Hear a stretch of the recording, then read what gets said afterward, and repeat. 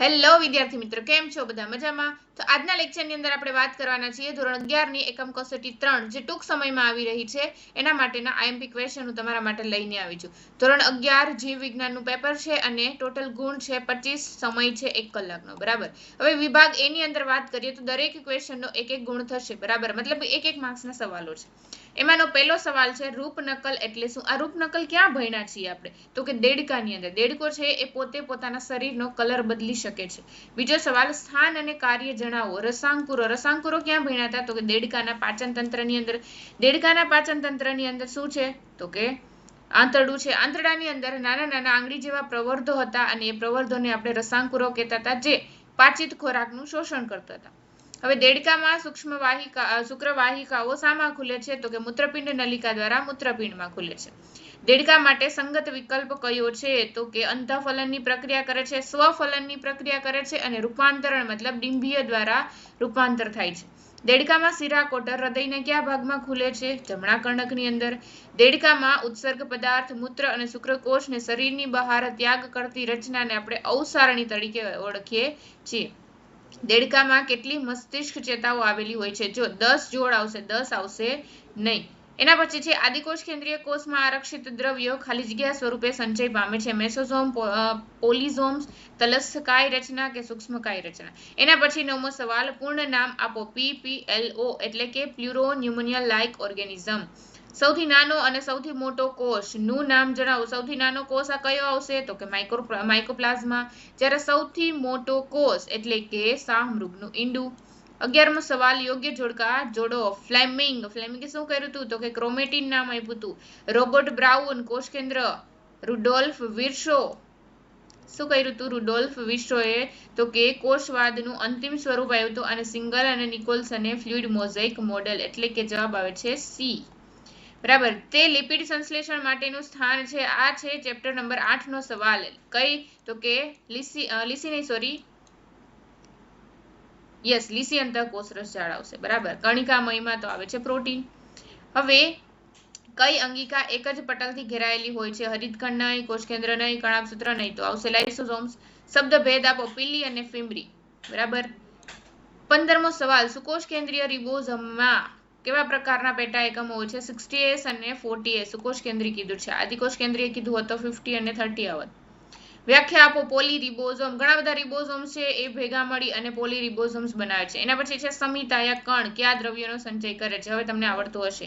ના આવડતું હોય તો યુટ્યુબની અંદર સ્ટડી માસ્ટરના પ્લેલિસ્ટની અંદર મારો વિડીયો હશે જ. ચેપ્ટર નંબર 8 બહુ પહેલા ભણાવેલું છે એટલે ઘણા ખરા સ્ટુડન્ટને સવાલો અમુક ભૂલાઈ ગયા હશે, કોન્સેપ્ટ અમુક ભૂલાઈ ગયા હશે, તો પ્લીઝ જોઈ લેજો.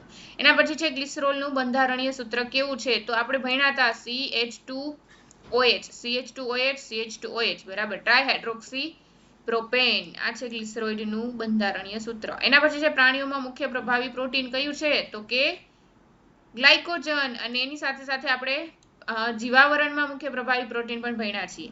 ડીએનએ અને આરએનએ બંનેમાં જોવા મળતી પ્યુરિનની જોડ કીધું છે એટલે એડેનિન અને ગ્વાનિન આવશે, જે ડીએનએ અને આરએનએ બંનેની અંદર જોવા મળે છે. 21મો સવાલ પ્રોટીયોલાઇટિક ઉત્સેચક જે પ્રોટીનનું પાચન કરે છે. કાર્બોક્સીપેપ્ટિડેઝ સાથે કેલ્શિયમ એક સહકારક સ્વરૂપે જોડાયેલ હોય છે. આ વિધાન સાચું છે કે ખોટું એ તમારે જણાવવાનું છે. ઉત્સેચક પરથી જો સહાયક ને અલગ કરવામાં આવે તો તેની ઉત્પ્રેરક ક્રિયાશીલતા સમાપ્ત થઈ જાય છે. આ વિધાન પણ સાચું છે કે ખોટું તમારે મને કોમેન્ટની અંદર જણાવવાનું છે. ચલો, આનો જવાબ હું નહીં આપું.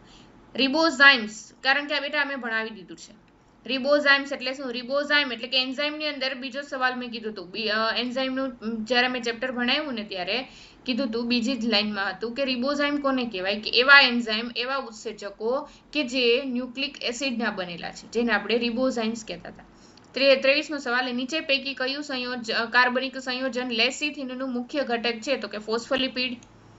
સંધિપાદના બાહ્ય કંકાલનું કાઇટિન ખાલી જગ્યાનું બનેલું છે. પોલિસેકેરાઇડ. કાઇટિન કોનું રૂપાંતર છે? કોનું બનેલું છે? તો કે પોલિસેકેરાઇડનું. ઘણા બધા ગ્લુકોઝના અણુઓ ભેગા મળીને બનાવે છે. નીચે પૈકી કયો એમિનો એસિડ એરોમેટિક નથી? સુગંધિત એરોમેટિક નથી. ટાયરોસિન એરોમેટિક છે, ટ્રિપ્ટોફાન પણ છે અને ફિનાઇલ એલેનિન પણ છે. તો વેલાઇન છે એ એરોમેટિક નથી. તો જવાબ આવશે ડી. હવે એના પછી વિભાગ બી. જેની અંદર દરેક ક્વેશ્ચન 2 માર્ક્સનો છે. પહેલું છે વૈજ્ઞાનિક કારણ આપો. દેડકો જમીનમાં ઊંડે જઈ અને સુષુપ્ત અવસ્થામાં રહે છે. શા માટે? કારણ કે વાતાવરણના બદલાવના કારણે. દેડકાના શ્વસનાંગો અને તેના દ્વારા થતું શ્વસન સમજાવો. બેટા આ ક્વેશ્ચન બહુ ઈઝી છે અને બહુ સારી રીતે આપણે ભણ્યા છીએ. 3 શ્વસનાંગો હતા: ફેફસા, મુખગુહા અને ત્વચા. દેડકાના સંવેદી અંગો વિશે સમજાવો. મેં ગઈ વખતે કીધું હતું 2 માર્ક્સમાં પૂછાઈ શકે છે. માદા દેડકાના પ્રજનન તંત્રની માત્ર નામ નિર્દેશિત યુક્ત આકૃતિ દોરો. જો બેટા તમે જોઈ શકો છો જેટલી પણ આકૃતિ મેં યુટ્યુબની અંદર મૂકેલી છે એ દરેક આકૃતિ પૂછાય છે. તો પ્લીઝ મારો એ વિડીયો જોજો. શોર્ટ વિડીયોની અંદર તમને મળી જશે. લાઈક કરજો અને કોમેન્ટમાં મને જણાવજો. કયા 2 વૈજ્ઞાનિકોએ સંયુક્ત રીતે કોષવાદ રજૂ કર્યો છે? તેમાં સુધારો કરનાર વૈજ્ઞાનિકનું નામ જણાવી આધુનિક કોષવાદ લખો. ચેપ્ટર નંબર 8 નો સવાલ. આદિકોષ કેન્દ્રીય રિબોઝોમ્સની સમજૂતી આપો. આદિકોષ કેન્દ્રીય રિબોઝોમ મતલબ કે 80 કે 70? ચલો કોમેન્ટ કરો. તફાવત આપો. વનસ્પતિ કોષ અને પ્રાણી કોષ આ બંનેની આકૃતિ મેં દોરી છે તો તમને તફાવત આવડી જશે. શબ્દભેદ સમજાવો. નિષ્ક્રિય વહન, સક્રિય વહન. બરાબર. એટીપીની હાજરીમાં થાય તો સક્રિય વહન, એટીપીની ગેરહાજરીમાં થાય તો નિષ્ક્રિય વહન. રસધાની એટલે શું? રસધાની કોની અંદર હાજર હોય? માત્ર ને માત્ર વનસ્પતિની અંદર જ હાજર હોય. રચના કેવી છે? એના કાર્ય શું છે સમજાવવાનું છે. 8મા ચેપ્ટરનો સવાલ. તફાવત આપો પક્ષમાં અને કસા. ચલો એના પછી 11મો સવાલ. અકાર્બનિક તત્વોની જાણકારી મેળવવાની ખંડનાત્મક પદ્ધતિ સમજાવો. 22 અકાર્બનિક તત્વની મતલબ આપણે 9મા ચેપ્ટરની અંદર રાસાયણિક પૃથ્થકરણની અંદર ભણી ચૂક્યા છે. ઉત્સેચક પ્રક્રિયાના ઉત્પ્રેરક ચક્રના ચરણો જણાવો. બરાબર.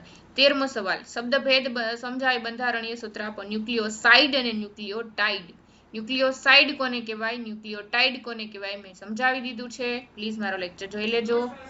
પ્રાથમિક ચયાપચયકો અને દ્વિતીયક ચયાપચયકના 5 ઉદાહરણ આપો. આ બંને વસ્તુ મેં કરાવી છે.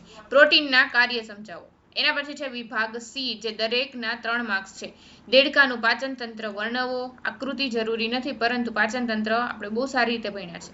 એના પછી છે પરિવહન તંત્ર, ઉત્સર્જન તંત્ર, દેડકામાં નિયમન તંત્ર, સહનિયમન તંત્ર. જો બેટા મેં જેટલા પણ તંત્ર ભણાવ્યા છે દરેક તંત્ર પૂછાયેલા છે. દરેક તંત્ર આઈએમપી છે. આદિકોષ કેન્દ્રીય કોષની લાક્ષણિકતા જણાવો. આ ક્વેશ્ચન જરૂરી છે. બેક્ટેરિયાના કોષમાં કોષીય આવરણ. બેક્ટેરિયાનું કોષ છે એ શેનું બનેલું છે? એનું આવરણ સમજાવવાનું છે. તફાવત આપો. આદિકોષ કેન્દ્રીય કોષ, સુકોષ કેન્દ્રીય કોષ આ દરેકના તફાવત આપણે ભણી ચૂક્યા છે 8મા ચેપ્ટરમાં. સેન્ટ્રોમિયરના સ્થાને. વાવ કેટલો મસ્ત ક્વેશ્ચન છે. સેન્ટ્રોમિયરના સ્થાનના આધારે છેલ્લો ટોપિક 8મા ચેપ્ટરનો. કોષના શક્તિઘરની અંતઃરચના આકૃતિ દોરીને સમજાવો. શક્તિઘર એટલે કોણ? માઇટોકોન્ડ્રિયા. કણાભ સૂત્ર ભણ્યા છીએ ને આપણે તો એ વસ્તુ આકૃતિ દોરી અને સમજાવવાની છે. ગ્લાયકોપ્રસાધનની અંતઃરચના અને કાર્ય જણાવો. પરંતુ એની આકૃતિ જરૂરી નથી. ગ્લાયકોપ્રસાધન એટલે કે ગોલ્ગી બોડી. ગોલ્ગી પ્રસાધન એટલે કે ગોલ્ગી કાય. સહકારક એટલે શું? સહકારક 9મા ચેપ્ટરનો છેલ્લો ટોપિક જે આપણે બહુ સારી રીતે ભણ્યા છીએ. ઉત્સેચકની ક્રિયાવિધિ પર અસર કરતા પરિબળો. કોણ ક્રિયાવિધિ પર અસર કરે છે? તો કે પીએચ અને તાપમાન, પ્રક્રિયકની સાંદ્રતા અને અવરોધક. 13મો સવાલ. ઉત્સેચકોના ગુણધર્મ વર્ણવો. પ્રોટીનની સંરચના સમજાવો. સંરચનાની અંદર 3 પ્રકારના પ્રોટીન, 4 પ્રકારના પ્રોટીન આપણે ભણ્યા. પ્રાથમિક, દ્વિતીયક, તૃતીયક અને ચતુર્થ. 15મો સવાલ. પોલીસેકેરાઇડ. પોલીસેકેરાઇડની અંદર તમારે ઉદાહરણ પણ લખવાના થશે. કયા આવશે બેટા? તો કે સેલ્યુલોઝ, સ્ટાર્ચ અને ગ્લાયકોજન, કાઇટિન. ઘણા બધા આવે છે. એના પછી વિભાગ ડી. વિભાગ. ઓકે. દરેક સવાલનો માર્ક્સ છે 5. નર દેડકાના પ્રજનન તંત્રની આકૃતિ નામ નિર્દેશન સાથે દોરો. જો ન આવડતી હોય તો શોર્ટ વિડીયો મારો જોઈ શકો છો. વનસ્પતિ કોષમાં જોવા મળતા રંજક કણના પ્રકાર સમજાવી હરિતકણની અંતઃરચના આકૃતિ સાથે વર્ણવો. ચેપ્ટર નંબર 8 જોઈ લેજો. સુકોષ કેન્દ્રીય કોષના કોષ કેન્દ્રની સંરચના આકૃતિ સહ વર્ણવો. જો બેટા સુકોષ કેન્દ્રીય કોષ ફરી પાછો આવ્યો. તફાવત સ્વરૂપે પણ પૂછાઈ શકે છે અને એકલું પણ પૂછાઈ શકે છે. બરાબર. હવે ઉત્સેચકોનું નામકરણ. જો સુકોષ કેન્દ્રીય કોષના આકૃતિ તમારે જો દોરવી હોય ને, ખાલી કોષની આકૃતિ કહું છું તો વનસ્પતિ કોષ કે પ્રાણી કોષની તમે દોરી શકો છો. પરંતુ અહીંયા આપણને પૂછ્યું છે કોષ કેન્દ્રની વાત. કોષ કેન્દ્રની અંદર ઘણી બધી વસ્તુ અલગ છે. આપણે સુકોષ કેન્દ્રી અને આદિકોષ કેન્દ્રીના કોષ કેન્દ્રની અલગ વસ્તુ આપણે તફાવત સ્વરૂપે જોયા છે. એના પછી છે ઉત્સેચકોનું નામકરણ અને વર્ગીકરણ જે બહુ જરૂરી છે.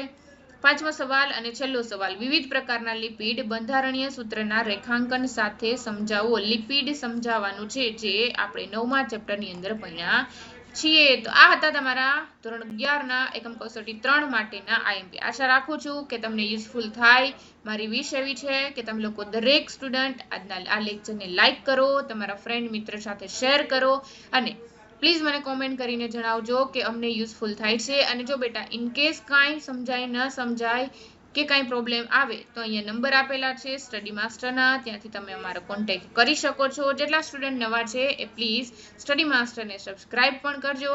મળીએ છીએ આપણે next time. Thank you so much. Bye bye.